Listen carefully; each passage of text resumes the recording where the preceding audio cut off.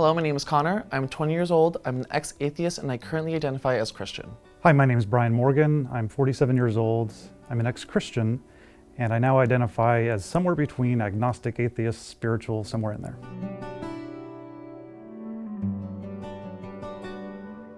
Where did you grow up? I was born and raised in Shrewsbury, Massachusetts. It's very suburban, so when I say Massachusetts, everyone thinks Boston, but it's an hour west of Boston. It's a pretty large suburban town, mostly white people, so I ran for the hills, literally and metaphorically. I grew up in Washington State, moved around a lot, all over the West Coast. I think Wyoming is as far east as I went as a kid. But yeah, mostly West Coast, Washington, kind of the home base. What was your primary religion growing up?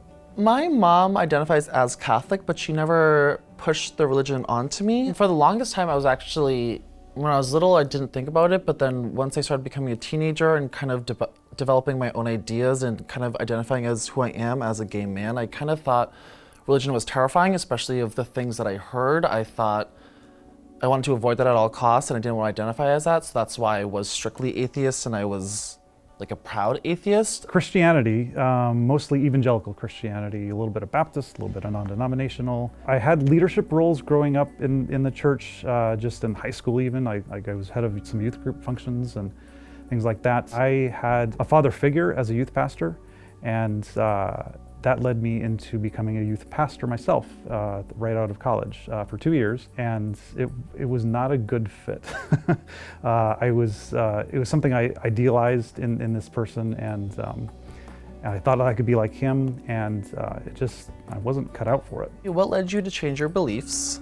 The defining moment is when I moved to San Diego actually last year. I was in an Uber driver and I was talking to the Uber about religion and all this stuff, and we got talking and I loved what she was saying, and it was very open and it was very the same mindset and idea that I had, but instead of being atheist, she was Christian, and she actually brought me to church. So I went to church with the Uber driver, and after that I got the Bible and I started reading the Bible and I started going to church with her and all this stuff, and it sounds like it was a quick, easy change. I mean, before that it was in my mind, but she really guided me, and also she showed me this path that she was like a normalized and like an easygoing and accepting Christian. So I was like, okay, I can be this and I like this, and it's a comforting idea. Now it's funny, every Uber driver I get in, I'm like, this is a lesson here. Like, I honestly believe like Ubers are God sent. So this is tricky. It happens instantaneously and over time. I think the biggest precipitating factor was about 3 years ago. A big job change was going to happen. I had some prophecies that told me that was going to happen, and then that all fell through. And so it got me questioning, why did that happen? Why did these prophecies happen? Why did God tell me this was going to happen and then it didn't? And then I turned that pain outward and looked into the world. The question of suffering just was never thoroughly answered for me. Why doesn't he take care of cancer? Why doesn't he take care of kids getting shot in schools? And it was painful to see that God didn't care. What does your family think of your change of beliefs? It's funny, I kind of came out as a Christian to my family, which was a little funny. My mom, she was never pushing religion onto me, but when I told her, I think she was happy, just because I think just finding religion for her means finding a path and finding guidance and things, and especially with the things I was going through, she thought it was good for me, and it was. My sisters were skeptical because my sisters are atheists, so they were what's going on here, but they're all very accepting, and my grandma loves it. This one's kind of tough because we're in process right now. I have 4 kids, teens and adults, and they are mostly dealing okay with it, although there's some sticking points. I was nervous, especially telling the kids. When I made that decision though, it was a positive decision. I felt free, and I was excited to share that freedom with others, but at the same time, it was complicated. How has your life changed since you switched your beliefs?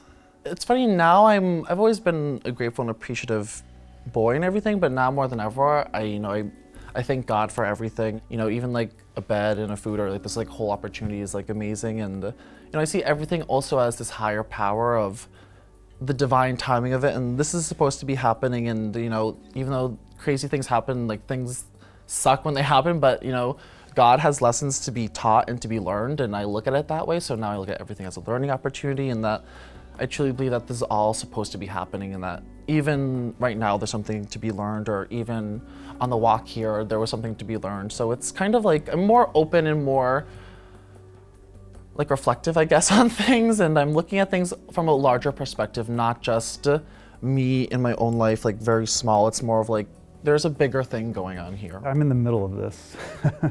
So the change, I don't know yet how it's changed. It still feels very fresh. It's mostly like positive energy I'm feeling right now, just this freedom to explore like who I am. I'm asking myself for the first time, like, what do I want?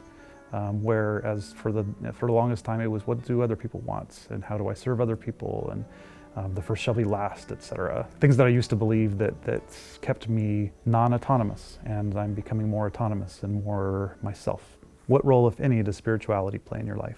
Spirituality is huge, and I think it's all connected. I think spirituality is the same as God, is the same as Buddha, is the same as Allah. I think it's all just like one big thing. I think it's just the identification of it is changing in between people, but you know, I think also now more than ever, spirituality is becoming this thing, and I think religion is kind of taking like a downfall because I think religion can be intimidating. I'm a very spiritual person, but I just identify it as God and Jesus Christ and Mother Mary. I've used this word several times, process. I'm in process now, and spirituality to me means things like listening when friends tell me what my astrological sign means. I don't know if I believe that yet, but I'm at least like contemplating that. I think that there's a connection for sure in the universe and between people. There's so much order and beauty, and I think that things in this universe gravitate toward that. And so there's some kind of force, I think, that is behind that. I'm not sure what that is. I don't know if it's intelligent or if it's just science or what, but life is beautiful, and I'm glad to be a part of it. What is the biggest misconception about your beliefs? I think some of the misconceptions are actually truths, which is the scary part, which is why I was atheist at first. You know, there's extremists for everything and anything, and especially with religions, but I think what people fail to look at and realize is that that's not everyone's relationship with God. Misconceptions are based off of the people that are just talking louder than everyone else. There's a lot of like racist Christians, a lot of like homophobic Christians and like transphobic Christians, and it's like, you're not listening to what we're saying, and it's like you're interpreting this Bible to be what you want. I don't believe that God would want you to hate someone. I think that this is the complete opposite idea of religion. I think a lot of people think that something bad must have happened, that I'm jaded, that somebody burned me, and it's none of those things. It's just that I started listening to my own thoughts and giving them credit. What do you think about people who believe differently than you? I love it. Now that I did see change, I'm always open to learning other things, and I love admitting that I'm wrong. I love changing because it's like, that's the point of life. I think there's like growth here, and I think all this stuff, and I think that that's how you become the best person you can be, is changing and learning and growing from everyone. I think I'm more open to people who believe differently than me now. Since I'm kind of in this rebound phase right now, I'm a little, not jaded toward my past beliefs in Christianity, but I'm finding myself not gravitating toward people who believe those things. That'll probably change over time. So I'd say my tolerance level is a little less for my past beliefs than it is toward beliefs I don't understand yet. What do you think is after death? That's hard. I think about that a lot often, especially because my sister passed away. It sounds like some people, it sounds crazy too, but I do feel her all the time. She sends me little signs, and it's like, call me crazy, but it's like through music or through like anything, it's undeniable. I truly believe that there is an afterlife. What it is, I'm not sure of, because I think that reincarnation is possible, because I think energy is neither created nor destroyed, so it's all circling somewhere.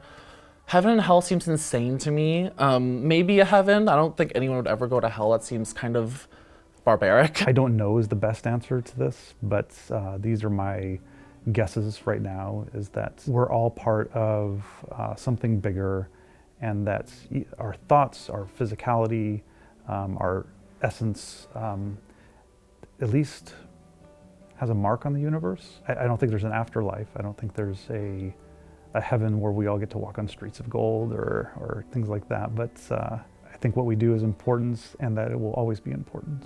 I used to believe that this life was only a shadow of the future, that this was the thing we had to endure to get to the better thing in the future, and this is beautiful right now, and it's worth living. What would you say to someone who is questioning?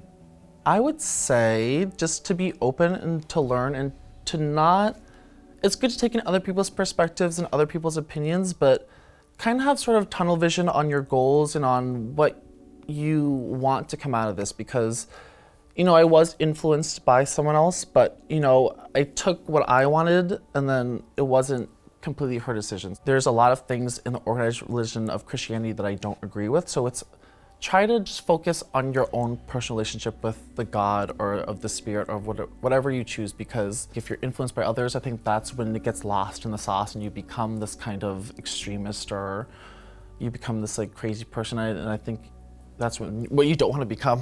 To someone who's questioning, I would say keep questioning, trust your instincts. You're smart, you're capable, you are good, exactly as you are, and your thoughts are good. Your questions are good, don't be afraid of them.